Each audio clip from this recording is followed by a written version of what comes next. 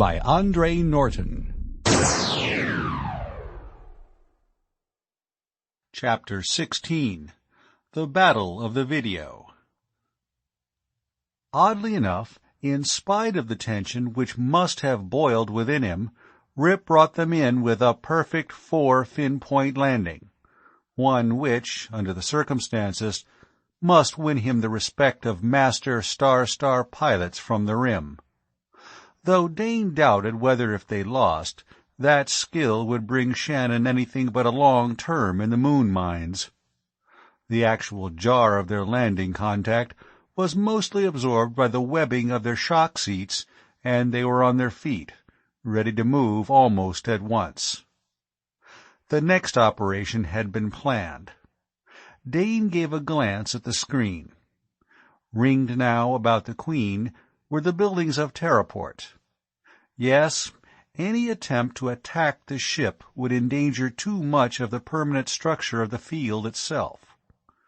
Rip had brought them down, not on the rocket-scarred outer landing space, but on the concrete apron between the assignment center and the control tower, a smooth strip usually sacred to the parking of officials' ground scooters. He speculated as to whether any of the latter had been converted to molten metal by the exhausts of the Queen's descent. Like the team they had come to be, the 4 active members of the crew went into action. Ollie and Weeks were waiting by an inner hatch, Medic Hovan with them. The engineer apprentice was bulky in a spacesuit, and 2 more of the unwieldy body coverings waited beside him for Rip and Dane. With fingers which were inclined to act like thumbs, they were sealed into what would provide some protection against any blaster or sleep ray. Then, with Hovan, conspicuously wearing no such armor, they climbed into one of the ship's crawlers. Weeks activated the outer hatch, and the crane lines plucked the small vehicle out of the Queen, swinging it dizzily down to the blast-scored apron. "Make for the tower." Rip's voice was thin in the helmet comms. Dane, at the controls of the crawler, pulled on as Ollie cast off the lines which anchored them to the spacer. Through the bubble helmet he could see the frenzied activity in the aroused port. An anthill, into which some idle investigator had thrust a stick and given it a turn or two, was nothing compared with Terraport after the unorthodox arrival of the Solar Queen. "Patrol mobile coming in on southeast vector," Ollie announced calmly. "Looks like she mounts a portable flamer on her nose." "So—" Dane changed directions, putting him behind a customs checkpoint, aware as he ground by that stand of a line of faces at vision ports. Evasive action, and he'd have to get the top speed from the clumsy crawler. "Police copter over us." That was Rip reporting. Well, they couldn't very well avoid that. But at the same time Dane was reasonably sure that its attack would not be an overt one, not with the unarmed, unprotected Hovan prominently displayed in their midst. But there he was too sanguine. A muffled exclamation from Rip made him glance at the medic beside him, just in time to see Hovan slump limply forward, about to tumble from the crawler, when Shannon caught him from behind. Dane was too familiar with the results of sleep rays to have any doubts as to what had happened. The P-copter had sprayed them with its most harmless weapon. Only the suits, insulated to the best of their maker's ability against most of the dangers of space, real and anticipated, had kept the 3 traitors from being overcome as well. Dane suspected that his own responses were a trifle sluggish, that while he had not succumbed to that attack, he had been slowed. But with Rip holding the unconscious medic in his seat, Thorson continued to head the crawler for the tower, and its promise of a system-wide hearing for their appeal. "There's a P-mobile coming in ahead." Dane was irritated by that warning from Rip. He had already sighted that black and silver ground car himself, and he was only too keenly conscious of the nasty threat of the snub-nosed weapon mounted on its hood, now pointed straight at the oncoming, too deliberate trader's crawler. Then he saw what he believed would be their only chance, to play once more the same type of trick as Rip had used to earth them safely. "Get Hovan under cover," he ordered. "I'm going to crash the tower door." Hasty movements answered that, as the medic's limp body was thrust under the cover offered by the upper framework of the crawler. Luckily the machine had been built for heavy duty on rugged worlds, where roadways were unknown.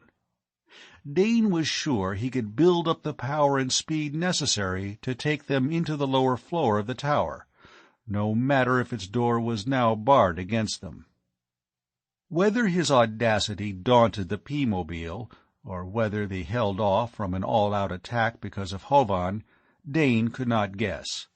But he was glad for a few minutes of grace as he raced the protesting engine of the heavy machine to its last and greatest effort.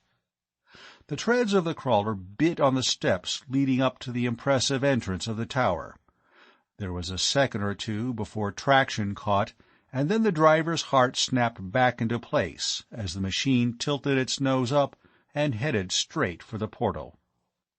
They struck the closed doors with a shock which almost hurled them from their seats. But that engraved bronze expanse had not been cast to withstand a head-on blow from a heavy-duty off-world vehicle, and the leaves tore apart, letting them into the wide hall beyond. "Take Hovan and make for the riser." For the second time it was Dane who gave the orders. "I have a blocking job to do here." He expected every second to feel the bit of a police blaster somewhere along his shrinking body. Could even a spacesuit protect him now? At the far end of the corridor were the attendants and visitors, trapped in the building, who had fled in an attempt to find safety at the crashing entrance of the crawler. These flung themselves flat at the steady advance of the two space-suited traders who supported the unconscious medic between them, using the low-powered anti-grav units on their belts to take most of his weight, so each had one hand free to hold a sleep rod. And they did not hesitate to use those weapons, spraying the rightful inhabitants of the tower until all lay unmoving. Having seen that Ollie and Rip appeared to have the situation in hand, Dane turned to his own self-appointed job. He jammed the machine on reverse, maneuvering it with an ease learned by practice on the rough terrain of Limbo, until the gate doors were pushed shut again. Then he swung the machine around so that its bulk would afford an effective bar to keep the door locked for some very precious moments to come. Short of using a flamer full power to cut their way in, no one was going to force an entrance now. He climbed out of the machine, to discover, when he turned, that the trio from the Queen had disappeared, leaving all possible opposition asleep on the floor. Dane clanked on to join them, carrying in plated fingers their most important weapon to awake public opinion, an improvised cage in which was housed one of the pests from the cargo hold, the proof of their plague-free state, which they intended Hovan to present, via telecast, to the whole system. Dane reached the shaft of the riser, to find the platform gone. Would either Rip or Ollie have the presence of mind enough to send it down to him on automatic? "Rip, return the riser," he spoke urgently into the throat mic of his helmet comm. "Keep your rocket straight." Ollie's cool voice was in his earphones. "It's on its way down. Did you remember to bring Exhibit A?" Dane did not answer, for he was very much occupied with another problem. On the bronze doors he had been at such pains to seal shut, there had come into being a round circle of dull red, which was speedily changing into a coruscating incandescence. They had brought a flamer to bear. It would be a very short time now before the police could come through. That riser... Afraid of overbalancing in the bulky suit, Dane did not lean forward to stare up into the shaft. But, as his uncertainty reached a fever pitch, the platform descended, and he took 2 steps forward into temporary safety, still clutching the cage. At first try, the thick fingers of his gloved hand slipped from the lever, and he hit it again harder than he intended, so that he found himself being wafted upward with a speed which did not agree with a stomach, even one long accustomed to spaceflight. And he almost lost his balance when it came to a stop many floors above. But he had not lost his wits. Before he stepped from the platform, he set the dial on a point which would lift the riser to the top of the shaft and hold it there. That might trap the traitors on the broadcasting floor, but it would also ensure them time before the forces of the law could reach them. Dane located the rest of his party in the circular core chamber of the broadcasting section. He recognized a backdrop he had seen thousands of times behind the announcer who introduced the newscasts. In one corner, Rip, his suit off, was working over the still relaxed form of the medic, while Ollie, a grim set to his mouth, was standing with a man who wore the insignia of a comtech. "All set?" Rip looked up from his futile ministrations. Dane put down the cage and began the business of unhooking his own protective covering. They were burning through the outer doors of the entrance hall when I took off. "You're not going to get away with this." That was the comtech. Ollie smiled wearily, a stretch of lips in which there was little or no mirth. "Listen, my friend, since I started to ride rockets, I've been told I wasn't going to get away with this or that. Why not be more original? Use what is between those outsized ears of yours. We fought our way in here. We landed at Terraport against orders. We're patrol posted. Do you think that one lone man, is going to keep us now from doing what we came to do? And don't look around for any reinforcements. We sprayed both the rooms. You can run the emergency hookup single-handed, and you're going to. We're free traders. Ha!" The man had lost some of his assurance as he stared from one drawn young face to another. "I see you begin to realize what that means. Out on the rim, we play rough, and we play for keeps. I know 100 ways to set you screaming in 3 minutes, and at least 10 of them will not even leave a mark on your skin. Now, do we get service, or don't we?" "You'll go to the chamber for this," snarled the tech. "All right, but first we broadcast. Then maybe someday a ship that's run into bad luck will have a straighter deal than we've had. You get on your post, and we'll have the playback on, remember that. If you don't give us a clear channel, we'll know it. How about it, Rip? How's Hovan?" Rip's face was a mask of worry. "He must have had a full dose. I can't bring him around." Was this the end of their bold bid? Let each or all of them go before the screen to plead their case, let them show the caged pest. But without the professional testimony of the medic, the weight of an expert opinion on their side, they were licked. Well, sometimes luck did not ride a man's fins all the way in. But some stubborn core within Dane refused to let him believe that they had lost. He went over to the medic, huddled in a chair. To all appearances, Hovan was deeply asleep, sunk in the semi-coma the sleep ray produced. And the frustrating thing was that the man himself could have supplied the counter to his condition, given them the instructions how to bring him around.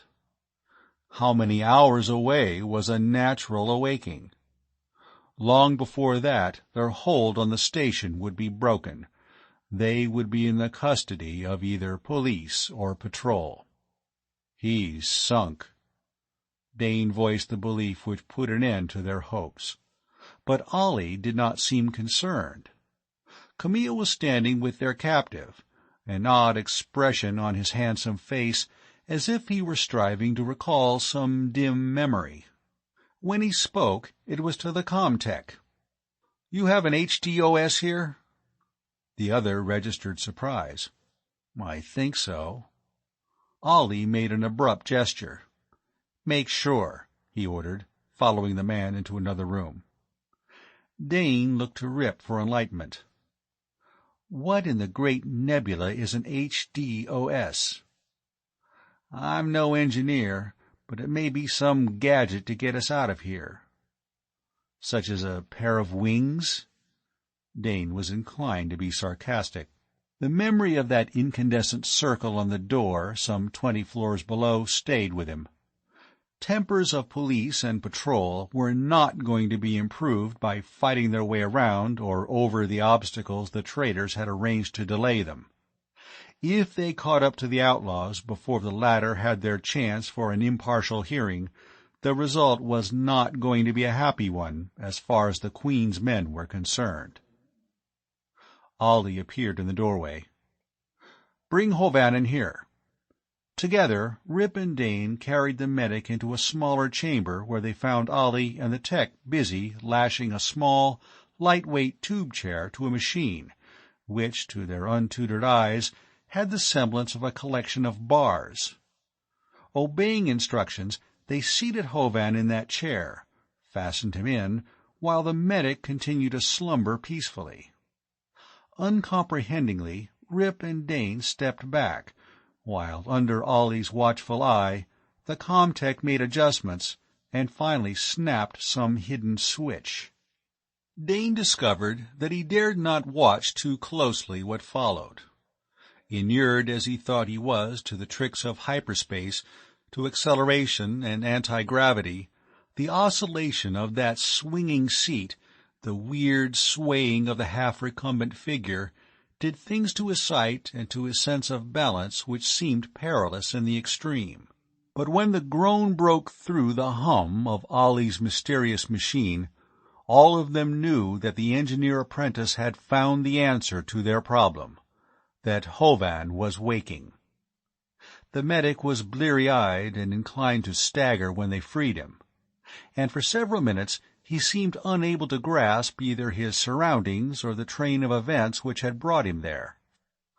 Long since, the police must have broken into the entrance corridor below. Perhaps they had by now secured a riser which would bring them up.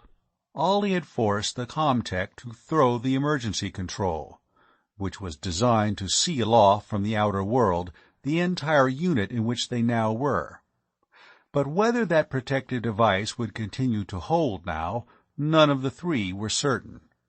Time was running out fast. Supporting the wobbling Hovan, they went back into the panel room, and under Ollie's supervision, the comtech took his place at the control board. Dane put the cage with the pest well to the fore on the table of the announcer, and waited for Rip to take his place there with the trembling medic. When Shannon did not move, Dane glanced up in surprise. This was no time to hesitate. But he discovered that the attention of both his shipmates was now centered on him. Rip pointed to the seat. "You're the talk merchant, aren't you?" the acting commander of the Queen asked crisply. "Now's the time to shout the lingo." They couldn't mean... But it was very evident that they did. Of course, a cargo master was supposed to be the spokesman of a ship, but that was in matters of trade. And how could he stand there and argue the case for the Queen? He was the newest joined, the greenest member of her crew. Already his mouth was dry and his nerves tense. But Dane didn't know that none of that was revealed by his face or manner. The usual impassiveness which had masked his inner conflicts since the first days at the pool served him now. and the others never noted the hesitation with which he approached the announcer's place. Dane had scarcely seated himself, one hand resting on the cage of the pest, before Ollie brought down 2 fingers in the sharp sweep which signaled the comtech to duty. Far above them there was a whisper of sound which signified the opening of the playback. They would be able to check on whether the broadcast was going out or not. Although Dane could see nothing of the system-wide audience which he currently faced, he realized that the room and those in it were now visible on every tuned-in video set. Instead of the factual cast, the listeners were about to be treated to a melodrama which was as wild as their favorite romances. It only needed the break-in of the patrol to complete the illusion of action-fiction crime variety. A second finger moved in his direction, and Dane leaned forward. He faced only the folds of a wall-wide curtain, but he must keep in mind that in truth there was a sea of faces before him, the faces of those whom he and Hovan, working together, must convince if he were to save the Queen and her crew. He found his voice, and it was steady and even. He might have been outlining some stowage problem for Van Ryck's approval. People of Terra. Martian, Venusian, asteroid colonist. Inwardly they were still all Terran, and on that point he would rest. He was a Terran appealing to his own kind. People of Terra, we come before you to ask justice. From somewhere the words came easily, flowing from his lips to a center on a patch of light ahead, and that justice rang with a kind of reassurance. End of chapter 16.